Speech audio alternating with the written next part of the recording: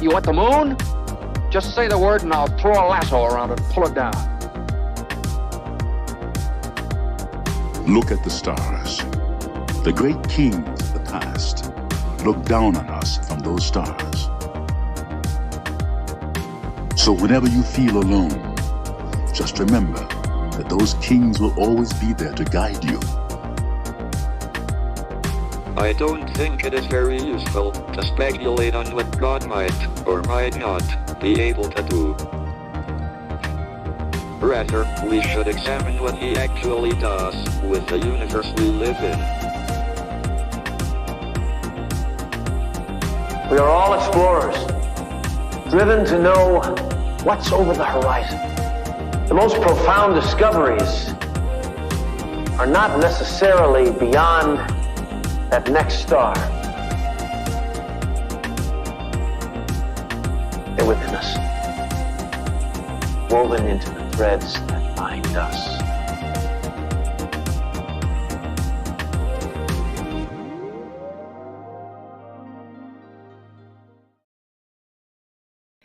Hello, beautiful people. Happy Tuesday. Happy Mars Day. Happy Aries season. Happy astrological new year. Happy spring. And happy birthday to the famous Aries of the day, including Gary Oldman, Scott Eastwood. We have Matthew Broderick celebrating a birthday today. Rosie O'Donnell, classic Aries energy with Rosie O'Donnell. And of course, Kevin Federline too. If you are an Aries, if you know someone celebrating their birthday today, give them a shout out in the chat so we can celebrate them too. We have a lot to talk about today. Of course, this marks the Aries new moon, but it's a great point to chat about the entire Aries season ahead. It's just the first full day of Aries season, and this new moon is really showing up to show us what themes will be coming up for us. So if you're joining me live, say hey in the chat. Let me know how the energy is feeling for you. And if you're finding this video later, just to give you a rundown of what we're going to talk about, we are going to chat about Aries season in general. We will chat about the energy this new moon is bringing, how it's showing up for you in your chart, and I'll briefly take you through all of the major energetic shifts and transits that we have coming up for us this Aries season.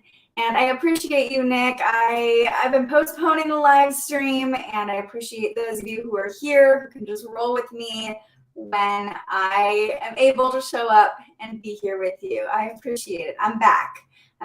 It's a new year. It's Aries season. We're ready, baby. Hello, Claudia. Happy Tuesday, Corby. I feel like it's been so long since I talked to you, and it really hasn't at all, but it's a good day to... Oh, my mic isn't plugged in. Hold on. Gotta have the... Is this better? Is that better? Thank you to my field producer. Let me know. Is that better? Yeah, Corby says, definitely ready to get started. It's all hitting my 6th house, so rethinking my routines, day-to-day life, as well as the journals. I get my first proof tomorrow. How exciting. I'm so excited for you. Okay, great, Chelsea. I'm glad you can hear me. Thank you for that feedback. Yes, it's better. Aw, yeah, we missed you too. Okay, so we have a lot to talk about, which means I'm just going to dive right in. A current check on the energy. The sun is in Aries. The moon is in Aries.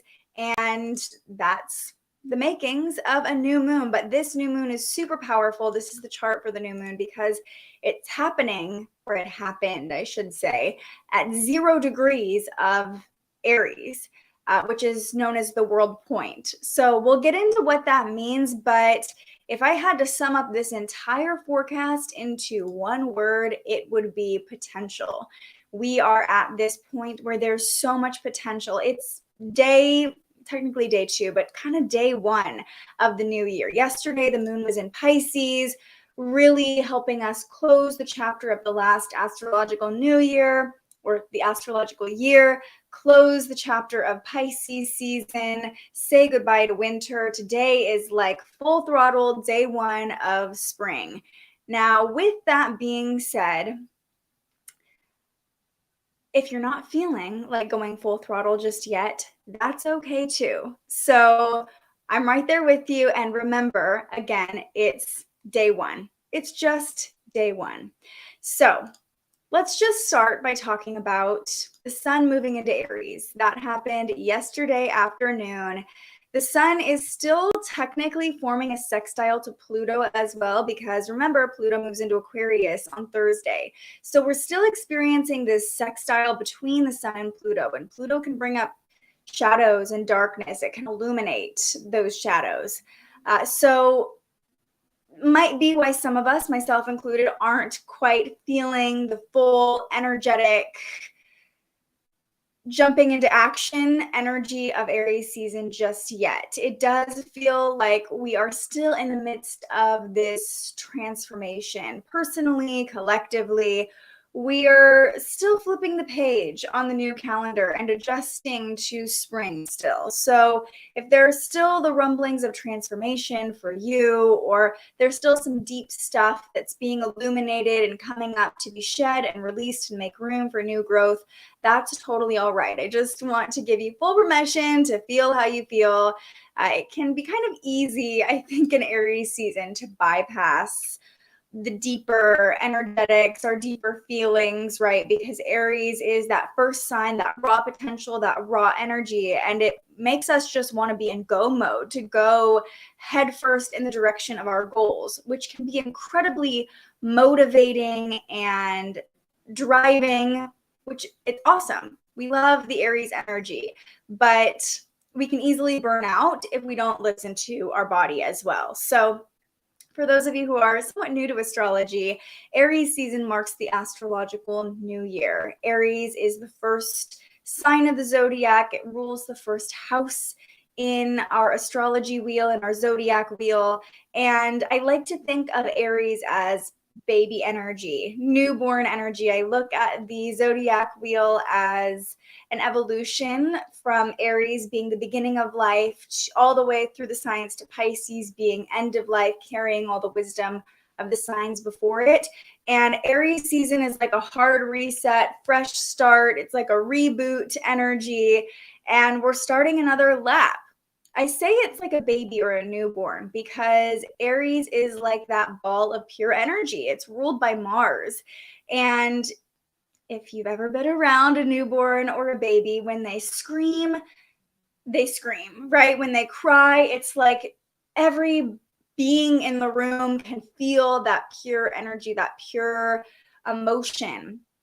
And they're just learning to take in the world around them. They just are this pure little ball of potential. So we can kind of look at ourselves as babies in Aries season. We're just getting started on this new journey, this new lap around the zodiac wheel. And we've got a lot of raw power and energy to tap into. So it's coming online. If it's not there yet, it's coming online, and we can expect renewed passion, renewed desire as well. It's a beautiful season to start new things. Maybe a lot of inspiration or spiritual awareness or healing came through during Pisces season. Now we can take all of that wisdom as we start this new lap and put it into action. Because Aries is ruled by Mars, the planet of action, the god of war, we have this natural ability, I should say, to move forward. And that can just look like taking the first step today under this new moon. It doesn't have to be launching something huge or, putting yourself out there in this major way. It can just be setting the ball into motion. One more thing I want to say about Aries energy is that Aries is the archetype of the warrior. And I come back to this a lot when I'm looking at Aries transits or tapping into the energy of Aries season, because a warrior kind of plays into that driving force, raw energy, heading straight first into battle.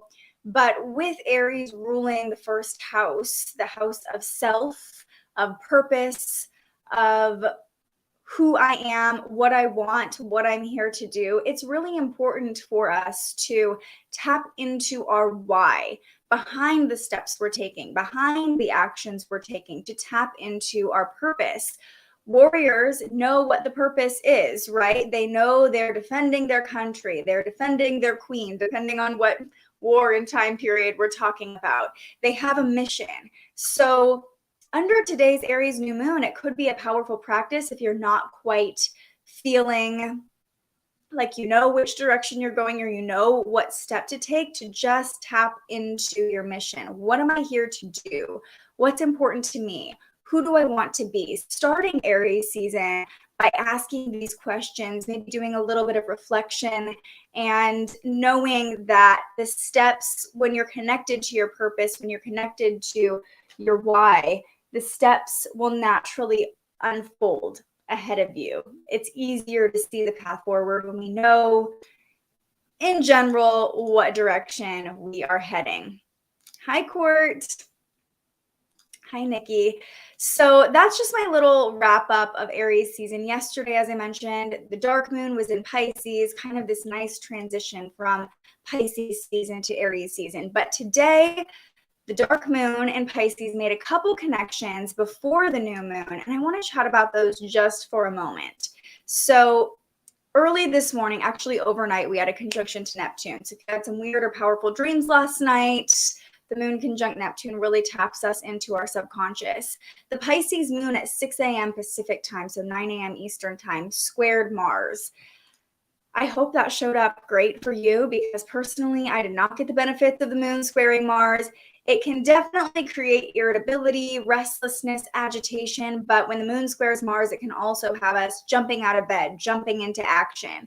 So you might have been feeling that spark lit ahead of the new moon as Aries season began, especially if you have a lot of fire energy in your chart.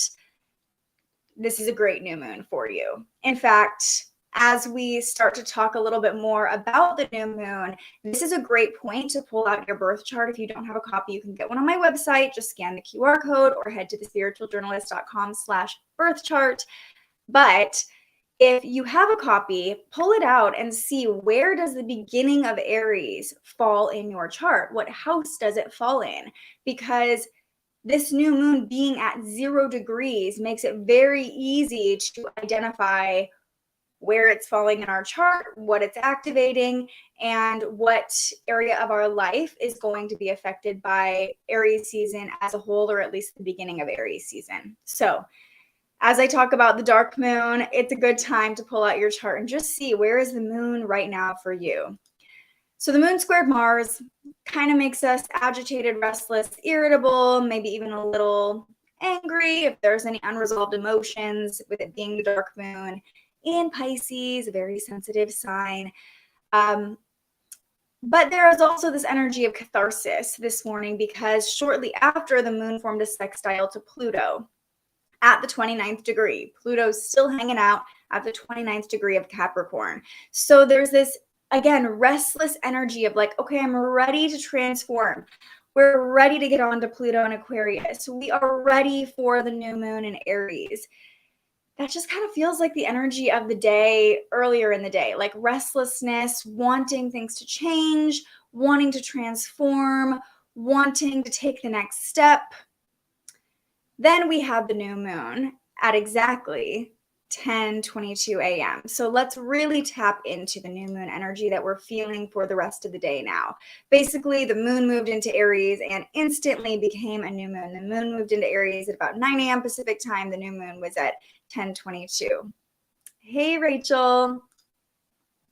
Aries in the 4th house, mostly the 5th house, but this new moon fell in your 4th house then. So home, family, generational patterns might be coming up for you.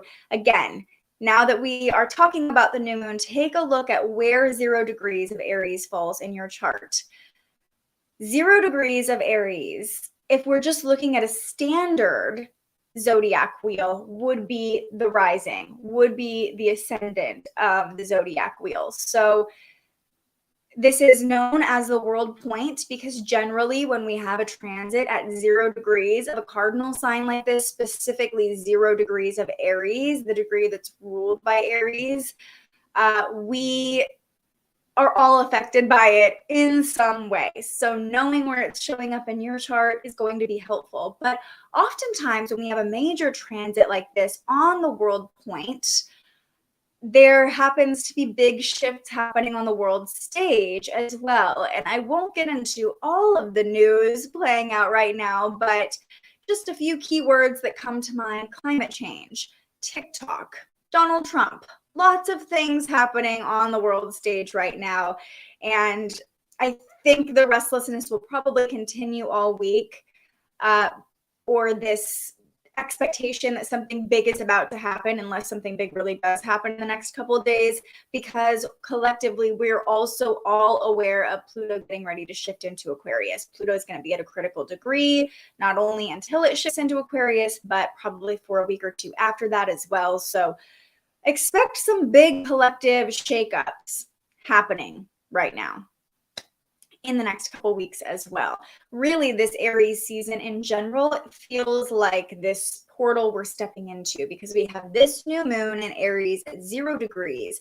And we actually have 2 new moons in Aries this Aries season. On the very last day of Aries season, we have a solar eclipse in Aries at 29 degrees. So 2 new moons in the same season, both at critical degrees.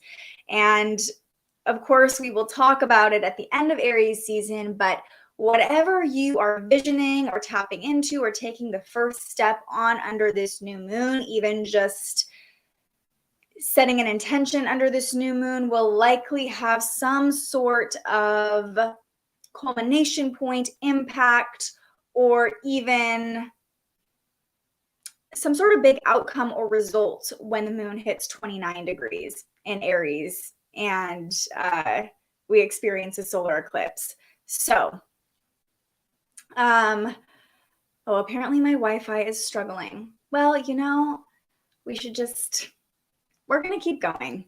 It took me, it was a struggle to get here. So we're going to keep going. Hopefully you can all hear me okay. Nick's Wi-Fi wasn't working either this morning. It's all right, but maybe on your end, just stop streaming me or something. I don't know. Okay, so let's just tap into the energy, though, of this new moon specifically. So this new moon in Aries feels like it's really supercharging the energy of spring, of rebirth, giving us this fresh start. Like I said, it's kind of like a hard reset or pressing the